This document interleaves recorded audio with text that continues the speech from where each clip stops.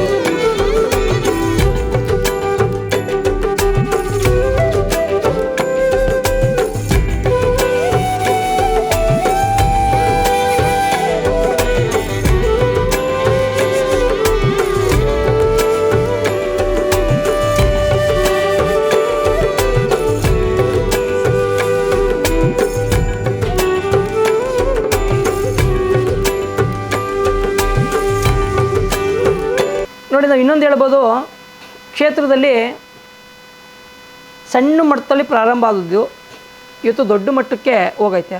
ಅದೇನಪ್ಪ ಅಂದರೆ ನಮ್ಮ ಬಸವಪ್ಪನವರ ಒಂದು ಮೂಲ ಗದ್ದಿಗೆಯಲ್ಲಿ ಸುತ್ತ ನೋಡ್ತಾ ಇರ್ಬೋದು ಸಾವಿರಾರು ಕಾಯಿ ಕಟ್ಟವ್ರೆ. ಅದು ಸಣ್ಣ ಪ್ರಮಾಣದಲ್ಲಿ ನಡೆದದ್ದು ಇದ್ದದ್ದು. ಇವಾಗ ಏನಾಗ್ತದೆ ಅಂದರೆ ದೊಡ್ಡ ಪ್ರಮಾಣ. ಯಾಕೆ ಅಂದರೆ ಸುಮ್ಮನೆ ಯಾರು ಕಟ್ಟಲ್ಲ, ಅವ್ರಿಗೆ ಒಳ್ಳೇದಾಗಿದ್ರೆ ಮತ್ತೆ ಬಂದು ಕಟ್ಟಕ್ಕೆ ಸಾಧ್ಯ. ನಿನ್ನೆ ಯಾರೋ ಒಬ್ರು ಹೇಳ್ತಾ ಇದ್ರು, ನಾನು ಮೊದಲನೇ ದಿನ ಬಂದು ಕಟ್ಬಿಟ್ಟು ಹೋಗಿರೋದಕ್ಕೆ ನನಗೆ ಒಳ್ಳೇದಾಗದೆ, ಏನೋ ನಂಗೆ ರಿಸಲ್ಟ್ ಸಿಕ್ತು, ಇವತ್ತು ನಾನು 1000 ಜನಕ್ಕೆ ಲಾಡು ಹಂಚ್ತಾವನಿ ಅಂತಂದ್ಬಿಟ್ಟು ನೀನು ಲಾಡು ಹಂಚಿದ್ರು. 1000 ಲಾಡು ತಂದು ಲಾಡ ವಿತರಣೆ ಮಾಡಿದ್ರು. ಹಂಗೆ ಒಳ್ಳೇದಾದ್ಮೇಲೆ, ಯಾಕೆಂದರೆ ಒಬ್ಬರಿಂದೊಬ್ಬರಿಗೆ ಜನರಿಂದ ಜನರ ಬಾಯಿಗೆ ಹರಡ್ತಾ ಇದೆ. ಅಲ್ಲಿ ಹೋದ್ರೆ ಕಾಯಿ ಕಟ್ಟೋದು ನನಗೆ ಒಳ್ಳೇದಾಗ್ತದಂತ. ಆದರೆ ಏನು ಮಾಡ್ತಾರೆ ಅಂದರೆ ಪ್ರತಿ ಭಾನುವಾರ ಬರ್ತಾರೆ, 7 ಸುತ್ತ ಪ್ರದಕ್ಷಿಣೆ ಹಾಕ್ತಾರೆ, ಕಾಯಿ ಕಟ್ತಾರೆ. ಕಾಯಿ ಕಟ್ಬಿಟ್ಟು ಹೋಗ್ಬಿಟ್ಟು ತಿರ್ಗಿ ಮತ್ತೆ ಬಸವಪ್ಪನವ್ರಿಗೆ ಭಾನುವಾರ ದಿನ ಅವ್ರ ಹಣೆ ಮೇಲಿಂದ ನೀರು ಹಾಕಿಸ್ಕೊಂಡು ಹೋಗುವಂಥ ಸಮಯ. ಯಾವುದೇ ರೋಗ ರುಜಿನಗಳಿದ್ರೆ, ಯಾವುದೇ ದೋಷಗಳಿದ್ರೆ, ಸರ್ಪದೋಷ ಆಗ್ಬೋದು, ನವಗ್ರಹಗಳ ದೋಷಗಳಾಗ್ಬೋದು, ಹಾಕಿಸ್ಕೊಳ್ಳೋಂಥ ಹಣೆ ಮೇಲಿಂದ ನೀರು ಹಾಕಿಸ್ಕೊಳ್ಳೋಂಥದ್ದು. ಹೆಂಗೆ ಹಾಕಿಸ್ಕೊತಾರೆ ಅಂತಂದರೆ, ಗೋವಿನಲ್ಲಿ ನಮ್ಮ ಹಿಂದೂ ಸನಾತನ ಧರ್ಮದ ಪ್ರಕಾರ ಮುಕ್ಕೋಟಿ ದೇವತೆಗಳವರೇ ಅಂತ ಹೇಳುವಂಥ ಸಂದರ್ಭ. ಆದ್ದರಿಂದ ತಲೆಯ ಮೇಲಿಂದ ಬಸವನ ಹಣೆಯ ಮೇಲಿಂದ ನೀರು ಹಾಕುವಂಥ ಸಂದರ್ಭ. ಅವ್ರು ಹೇಳ್ಬೋದು, ಅದು ಬಸವಣ್ಣ ಯಾವುದೋ ಒಂದು ಮೂರ್ತಿ ಕಣಪ್ಪ, ಮೂರ್ತಿ ಗಣಪ ಬಂದು ಇರೋದು ಅಂತ ಹೇಳ್ಬೋದು. ಒಂದು ತಿಳ್ಕೊಬೋದು, ನಮ್ಮ ಮೂಲತಃ ಹಳೇ ಬಸವಣ್ಣವರ ಗದ್ದಿಗೆ ಅದು, ಅವರ ಲಿಂಗೈಕ್ಯರಾದ ಮೇಲೆ ಅದು ಗದ್ದಿಗೆ ಮಾಡಿರೋ ಅದೇ ಜಾಗದಲ್ಲಿ ಅವರ ಹಣೆಯ ಮೇಲಿಂದ 2 ತಾಮ್ರದ ವೈರ್ಗಳನ್ನು ತಂದಿದ್ದು ಇಲ್ಲಿಂದ ಮೇಲಕ್ಕೆ. ಯಾಕೆಂದರೆ ಅವ್ರ ಶಕ್ತಿ ಅದಕ್ಕೆ ಬರಬೇಕು, ನಾವು ಮುಂದೆ ಏನಾರು ಕೂರ್ಸಿದ್ರು ಬರಬೇಕು ಅಂತ. ಅದು ಎಲ್ರಿಗೂ ಗೊತ್ತಿರೋಂಥ ವಿಚಾರ. ಅದು ನಾವು ಗದ್ದಿಗೆ ಮಾಡ್ಬೇಕಾದ್ರೆ ನಮ್ಮ ಹತ್ರ ಹಳೆ ವೀಡಿಯೋದಲ್ಲವೇ, ಆ ಹಳೆ ವೀಡಿಯೋದೆಲ್ಲ ನೋಡ್ಬೋದು. 2 ತಾಮ್ರದ ಕಾಪರ್ ವೈರ ತಂದು ಮೇಲ್ಗಡೆ ಬಿಡೋದು. ಆ ಕಾಪರ್ ವೈರ ನಾವೇನು ಮಾಡೀವಿ ಅಂದರೆ ಆ ಬಸವಣ್ಣನವರ ಕಾಲಿಗೆ ನಾವು ಟಚ್ ಕೊಡಿಸ್ತೀವಿ. ಏಕೆಂದರೆ ಆ ಶಕ್ತಿ ಈ ಬಸವಣ್ಣವ್ರಿಗೂ ಇರಬೇಕು, ಆ ಎನರ್ಜಿ ಪವರ್ ಬರಬೇಕು. ಯಾಕೆಂದರೆ ನಮ್ಮ ಹಳೆಯ ಮೂಲತಃ ಬಸವಣ್ಣವ್ರದ್ದು ಹೆಂಗೆಪ್ಪ ಇತ್ತು ಅಂದರೆ, ತುಂಬ ಸಾವಿರಾರು ಮನೆಯ ಆರಾಧ್ಯ ದೈವವಾಗಿದ್ದ, ಎಷ್ಟೋ ಮನೆ ಕುಡಿತ ಬಿಡಿಸಿದಂಥ ಒಬ್ಬ ದೈವ ಆಗಿದೆ. ಯಾಕೆಂದರೆ ಅವನು ಕಸಾಯಿ ಕಾರ್ಖಾನೆಗೆ ಹೋಗ್ತಾ ಇದ್ದಂಥ ವ್ಯಕ್ತಿ. ಕಸಾಯಿಖಾನೆಗೆ ಹೋಗ್ತಾ ಇದ್ದಂಥ ಒಂದು ಗೋವು ಅಷ್ಟು ಮಟ್ಟದಲ್ಲಿ ಇಷ್ಟು ದೊಡ್ಡ ಮಟ್ಟದ ಕ್ಷೇತ್ರವಾಗಿ ಕಟ್ಟವ್ರೆ ಅಂತಂದರೆ ಅಷ್ಟು ಶಕ್ತಿ ಇತ್ತು ಅನ್ನೋದು ಸಂದರ್ಭ ಹೇಳೋದಕ್ಕೆ ಸಾಧ್ಯ. ಆದ್ದರಿಂದ ಅವರ ಶಕ್ತಿ ಹತ್ರಲ್ಲ ಅದೇ ಅಂತ ನಾವು ಇವತ್ತು ನಂಬಿಕೆ ಇಟ್ಟು ಆ ಬಸವಣ್ಣವರ ಹಣೆಯ ಮೇಲಿಂದ ನೀರು ಹಾಕುವಂಥ ಒಂದು ಸಂದರ್ಭ ಮಾಡ್ತಾ ಇರೋದು. ಆದ್ದರಿಂದ ಪ್ರತಿ ಭಾನುವಾರ ಬರ್ತಾರೆ, ಕಾಯಿ ಕಟ್ತಾರೆ, 7 ಸುತ್ತು ಪ್ರದಕ್ಷಿಣೆ ಹಾಕ್ತಾರೆ, ಮತ್ತು ನೀರು ಹಾಕಿಸ್ಕೊತಾರೆ. ಇವ್ರು ಹೇಳಿದ್ರು ಅಂತಲೇ, ಇವ್ರು ಇನ್ಸ್ಟಾಗ್ರಾಮಲ್ಲಿ ನೋಡಿ ಸಜೆಸ್ಟ್ ಮಾಡಿದ್ರು ಅಂತಲೇ ಬಂದ್ವಿ. ಸೊ ಇವತ್ತು ಆ್ಯಕ್ಚುಲಿ ನಮಗೆ ಟೆಂಪಲ್ಲಿಗೆ ಹೋಗೋ ಉದ್ದೇಶ ಇತ್ತು. ಸೊ ಹೆಂಗೂ ಹೊಸದು ನೋಡಿದ್ವಲ್ಲ, ಹೇಗಿರುತ್ತೆ ನೋಡ್ಕೊಂಡು ಹೋಗೋಣ ಅಂತ ಬಂದ್ವಿ. ಫೆಸಿಲಿಟೀಸ್ ವೈಸ್ ಅಂತ ಅಂದರೆ ಸ್ವಲ್ಪ ಸೈನ್ ಬೋರ್ಡ್ಸ್ ಇದ್ದರೆ ಈಸಿ ಆಗುತ್ತೆ ಅಂತ ಅನ್ಸುತ್ತೆ. ಏನೂ ಗೊತ್ತಾಗಲ್ಲ, ಎಲ್ಲಿಂದ ದರ್ಶನ ಕ್ಯೂ ಅಂತಲೇ ಗೊತ್ತಾಗಿಲ್ಲ, ಏನಕ್ಕೆ ಅಂತ ಅದು ಗೊತ್ತಾಗ್ತಾ ಇಲ್ಲ, ಹೆಂಗೆ ಏನು ಅಂತಾನೆ ಪ್ರೊಸೀಜರ್ಸ್ ಎಲ್ಲ ಗೊತ್ತಾಗೋ ಥರ ಏನಾದರೂ ಇನ್ಫಾರ್ಮೇಷನ್ ನೀವು ಕೊಟ್ಟರೆ ಈಸಿ ಆಗುತ್ತೆ. ಆ್ಯಕ್ಚುಲಿ 2-3 ಟೈಮ್ಸ್ ಬಂದಿದ್ದೀವಿ, ಬಟ್ ಇದು ಆಲ್ಟ್ರೇಷನ್ ಆದಮೇಲೆ ಇವತ್ತೇ ಫಸ್ಟ್ ಟೈಮ್ ಬರ್ತಾರೆ. ಬಟ್ ಚೆನ್ನಾಗಿ ಮಾಡಿದೆ, ಲಾಸ್ಟ್ ಟೈಮ್ಗೂ ಇವಾಗೂ ನೀಟಾಗಿದೆ, ಚೆನ್ನಾಗಿ ಕಾಣ್ತಿದೆ ದೇವರು. ಹಾಂ, ಚೆನ್ನಾಗಾಯಿತು. ಏನು ಚೇಂಜಸ್ ಇಲ್ಲ, ಚೆನ್ನಾಗಿದೆ. ಆಲ್ಟ್ರೇಷನ್ ಮಾಡಿದ್ರೆ ಚೆನ್ನಾಗಿ ಕಾಣಿಸ್ತಿದೆ.